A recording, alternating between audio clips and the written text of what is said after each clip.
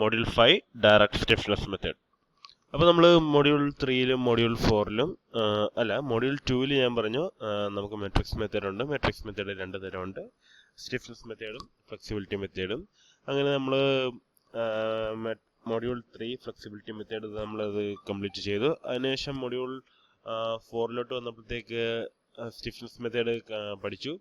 അപ്പോൾ ഞാൻ flexibility മെത്തേഡും stiffness മെത്തേഡും എന്താണെന്നൊക്കെ ഞാൻ പറഞ്ഞു തന്നു. അപ്പോൾ അത് നമ്മൾ സിസ്റ്റത്തിലെ കമ്പ്യൂട്ടറിൽ സ്ട്രക്ചർ അനലൈസ് ചെയ്യാൻ വേണ്ടിയുള്ള സോഫ്റ്റ്വെയർ ആണ്. സോഫ്റ്റ്വെയർ ഈ മെട്രിക്സ് മെത്തേഡ് ബേസ് ചെയ്താണ് അത് റൺ ചെയ്യുന്നത്. അപ്പം ലാസ്റ്റ് മൊഡ്യൂൾ സ്റ്റിഫ്നെസ് മെത്തേഡ് ആയിരുന്നു. അതിൻ്റെ തന്നെ ഒരു അപ്ഡേറ്റഡ് വേർഷനാണ് ഡയറക്റ്റ് സ്റ്റിഫ്നെസ് മെത്തേഡ് എന്ന് പറയുന്നത്. അപ്പോൾ അത് എന്താണെന്ന് നമുക്ക് ഈ ഒരു മൊഡ്യൂൾ എന്ന് പറയുമ്പോൾ ഡയറക്റ്റ് സ്റ്റിഫ്നെസ് മെത്തേഡാണ്. അപ്പോൾ അതിനെപ്പറ്റി ഞാൻ പറഞ്ഞുതരാം. This method is used to obtain the overall structural stiffness matrix of a given larger structure by treating each member or element as structure and obtaining the stiffness matrix for that member initially. അപ്പോൾ direct stiffness method എന്ന് പറയുമ്പോഴത്തേക്ക് ഇതിൻ്റെ അകത്ത് നമ്മൾ ഇപ്പോൾ ഒരു continuous beam ABCD ഉണ്ടെന്നിരിക്കട്ടെ. അപ്പോൾ ഇതിൽ നമ്മൾ ആസ് യൂഷ്വൽ ഓരോ എലമെൻറ്റും എടുക്കും, AB BC CD. പക്ഷേ ഇതിൻ്റെ ഒരു പ്രത്യേകത എന്താണെന്ന് വെച്ച് കഴിഞ്ഞാൽ ഓരോ എലമെൻറ്റും ദ എൻറ്റയർ സ്ട്രക്ചർ എന്ന് പറഞ്ഞ് കൺസിഡർ ചെയ്തുകൊണ്ട് നമ്മൾ അതിന് നമുക്ക് ഒരു ഫോർമുല ഉണ്ട്. സ്റ്റിഫ്നെസ് മെത്തേഡിന് നമുക്കൊരു ഫോർമുലയുണ്ട്. ആ ഒരു ഫോർമുല യൂസ് ചെയ്ത് എല്ലാ എലമെൻറ്റിനും ഒരു മെട്രിക്സ് ഫോം ചെയ്യും. അതായത് നമ്മൾ എല്ലാ എലമെൻറ്റും ഓരോ എലമെൻറ്റും എടുത്തിട്ട് അതാണ് ദ എൻറ്റയർ സ്ട്രക്ചർ എന്ന് അസ്യൂം ചെയ്തിട്ട് അതിനെല്ലാം ഓരോ സ്റ്റിഫ്നെസ് മെട്രിക്സ് ഫോം ചെയ്യും. എന്നിട്ട് ആ സ്റ്റിഫ്നെസ് മെട്രിക്സിൽ നിന്ന് നമുക്ക് വേണ്ട the original stiffness matrix form ചെയ്യാണ്. ആക്ച്വലി ഇതിൽ ഒരൊറ്റ ഫോർമുലയേ ഉള്ളൂ. ഡയറക്റ്റ് സ്റ്റിഫ്നെസ് മെട്രിക്സിൻ്റെ പ്രത്യേകത തന്നെ അതാണ്. നമുക്ക് ഒരൊറ്റ ഫോർമുല പഠിച്ചാൽ മതി. ആ ഫോർമുല വെച്ചിട്ടാണ് നമ്മൾ എല്ലാം ചെയ്യുന്നത്. നേരത്തെ എന്ന് പറയുമ്പോഴത്തേക്ക് 2-3 ഫോർമുല ഉണ്ടായിരുന്നു. അതായത് ഓരോ എലമെൻറ്റിനും ഒരു ഫോർമുല ഉണ്ട്. അതിനുശേഷം അത് ട്രാൻസ്ഫോം ചെയ്തു. അങ്ങനെ ട്രാൻസ്ഫോർമേഷൻ മെട്രിക്സ് അങ്ങനെ ഇങ്ങനെ കുറേ ഫോർമുലയൊക്കെ ഉണ്ടായിരുന്നു. അവസാനമായാണ് നമ്മൾ ടോട്ടൽ സ്റ്റിഫ്നെസ് മെട്രിക്സ് ഒക്കെ ഫോം ചെയ്തത്. പക്ഷേ ഇവിടെ അങ്ങനെയല്ല. ഓരോ എലമെൻറ്റും നമ്മൾ എൻ്റെ സ്ട്രക്ചർ ദ ഹോൾ സ്ട്രക്ചറാണ് നമ്മൾ എടുക്കുന്ന ഓരോ എലമെൻറ്റും we consider that element as the entire structure and we will find the total stiffness matrix for that element. That is the element which we consider as the entire structure, and we will find the total stiffness matrix for that element. Okay. അങ്ങനെ ഇപ്പോൾ 3 element ഉണ്ടെങ്കിൽ ഈ ഒരു കേസിൽ AB BC CD 3 member ഉണ്ട്. അപ്പോൾ ഈ 3 മെമ്പറിന് നമ്മൾ 3 സ്റ്റിഫ്നെസ് മെട്രിക്സ് ഫോം ചെയ്യും.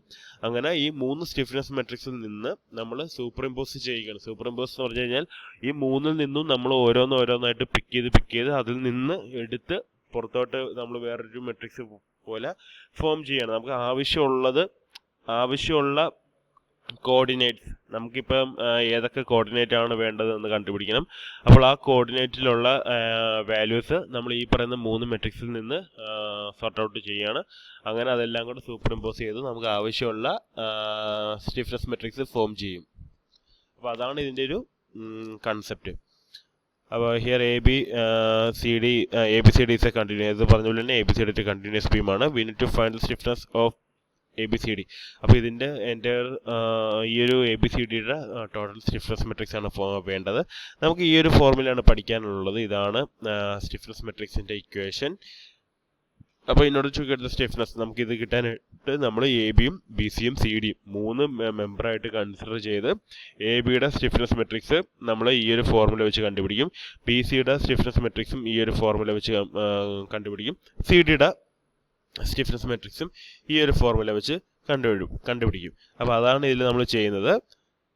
അപ്പോൾ നമ്മൾ എൻറ്റയർ സ്ട്രക്ചറിനെ കണ്ടുപിടിക്കാനായിട്ട് ഓരോ എലമെൻറ്റിനും നമ്മൾ ടോട്ടൽ സ്റ്റിഫ്നെസ് മെട്രിക്സ് കണ്ടുപിടിക്കും. എന്നിട്ട് സെക്കൻഡ് സ്റ്റെപ്പ് എന്ന് പറയുന്നത് എന്താണ്? Superimposing the stiffness matrix of the individual structure member to get the stiffness matrix of entire structure. അത് ഞാൻ പറഞ്ഞത് നമുക്കിവിടെ 3 സ്റ്റിഫ്നെസ് മെട്രിക്സ് ഉണ്ട്. That is K1 K2 K3. അതായത് ABക്കും BCക്കും CDക്കും.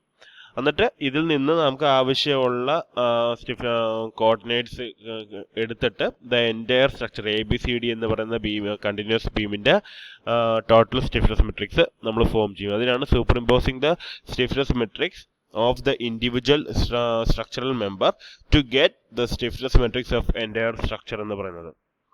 അപ്പോൾ ഇത് ഈ ഒരു അതാണ് ജനറൽ കൺസെപ്റ്റ്. അപ്പോൾ ഈ ഒരു പ്രോബ്ലത്തിലോട്ട് വരുമ്പോൾ ഇതിനൊരു തിയറി എന്ന് പറയാനായിട്ട് while during direct stiffness method we assume that each node has 2 degree of freedom. അപ്പോൾ നമ്മളിത് ചെയ്യാൻ നേരത്ത് രണ്ട് അസംഷനാണ് ഉള്ളത്.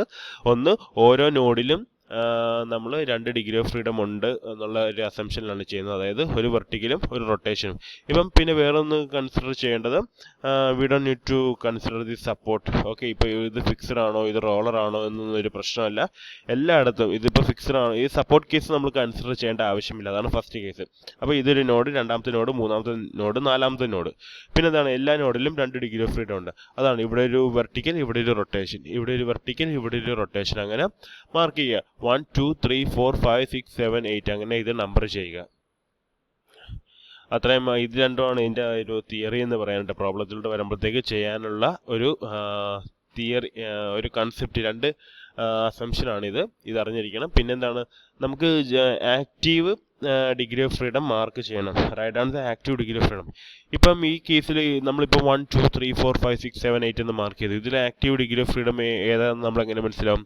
ആക്ച്വലി ഇവിടെ നോക്കിയേ, R1 equal to 0, R2 equal to 0. അതായത് R1 എന്ന് വെച്ചാൽ എന്താണ്, ഇവിടെ വെർട്ടിക്കൽ റിയാക്ഷൻ, R2 എന്ന് പറഞ്ഞാൽ റൊട്ടേഷനാണ്. അത് രണ്ടും ഇവിടെ പോസിബിൾ ആണ്. ഫിക്സഡ് എൻഡ് ആയതുകൊണ്ട് പോസിബിൾ ആണോ? അല്ല, അതുകൊണ്ടാണ് അത് രണ്ടും 0. ഇവിടെ നോക്കി, നമുക്ക് റോളറിൻ്റെ കേസിൽ നമുക്ക് റൊട്ടേഷൻ അലൗബിൾ ആണ്. അതുകൊണ്ടാണ് R4 നോട്ട് ഈക്വൽ ടു 0 എന്ന് പറഞ്ഞ് കൊടുത്തേക്കുന്നത്. പക്ഷേ വെർട്ടിക്കൽ റിയാക്ഷൻ ഉണ്ടോ? ഇല്ല. ഹിഞ്ചിൻ്റെ കേസിൽ വെർട്ടിക്കലും ഇല്ല, ഈ പറയുന്ന ഒരു മൊമെൻറ്റും ഇല്ല. കാരണം മൊമെൻ്റ് അവിടെ അലൗ ചെയ്യും. അതുകൊണ്ട് ദറ്റ് ഈസ് ഈക്വൽ ടു 0. അപ്പോൾ ഇതാണ് എൻ്റെ കൺസെപ്റ്റ്. Okay, thank you.